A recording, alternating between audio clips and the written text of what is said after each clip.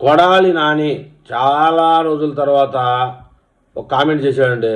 అదేంటంటే చంద్రబాబు నాయుడికి 7 సంవత్సరాలు జైలు శిక్ష అంట. డిఎస్సి ఎగ్జామ్లో స్కామ్ అనేది చిన్నది కాదంట, చాలా పెద్దదంట.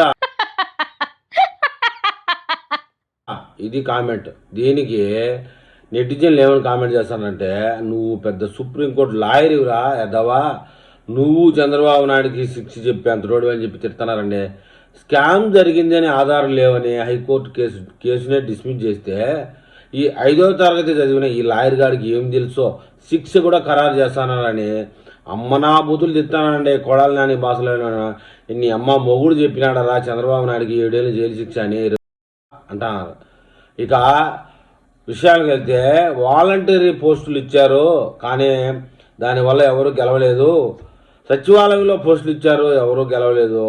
ఫ్రీ బటన్గా పెద్దగా నొక్కేశారు, బటన్లన్నీ పోయేదాకా, కానీ ఎవరు గెలవలేదు. ఇప్పుడు కొత్తగా జాబ్ వచ్చిన వారిని చెడదెంగాలని ప్రయత్నం చేస్తే నెక్స్ట్ ఎలక్షన్లో గెలుస్తారా రా బాడుకో అని చెప్పేసి ఎత్తో పలుకుతున్నారు. మరి ఒక్కసారి కూడా డిఎస్సిలో జాబ్ ఇవ్వలేదు.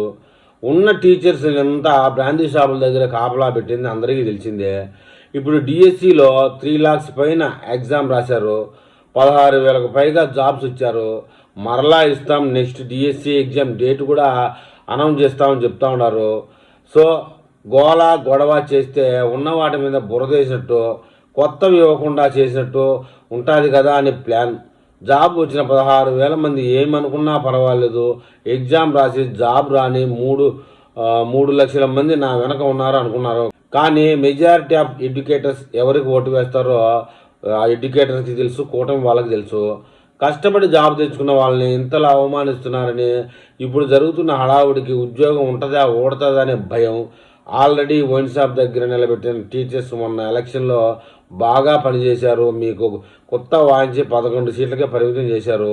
ఇప్పుడు ఉద్యోగాలు వచ్చిన వాళ్ళకి రాబోయే ఎలక్షన్లో బూత్ లెవెల్లో ఆఫీసర్స్గా ఇస్తే ఆ యొక్క 11 కూడా వచ్చే వీళ్ళు లేకుండా పోతుంది, మీకు బాగా బనాయించినట్టు అవుతుంది అని చెప్తున్నారు. మొత్తానికి ఈ డిఎస్సి వ్యవహారం కానీ ఇంకోటి కానీ ఈ కొడాలి నాని గారు లాంటి వాళ్ళు చేలు పెట్టకుండా ఉంటే మంచిదని వైఎస్ఆర్సీపీ నాయకులే భావిస్తూ ఉన్నారండి. మొత్తానికి ఈ స్కామ్ గురించి కొడాలి నానికి తెలిసినట్టు ఎవడికి తెలియదు అన్నట్టు బిల్డప్. ఈ విషయంలో మరి మన తెలుగు ప్రజలు ఏమని కామెంట్ చేస్తారో చూద్దాం.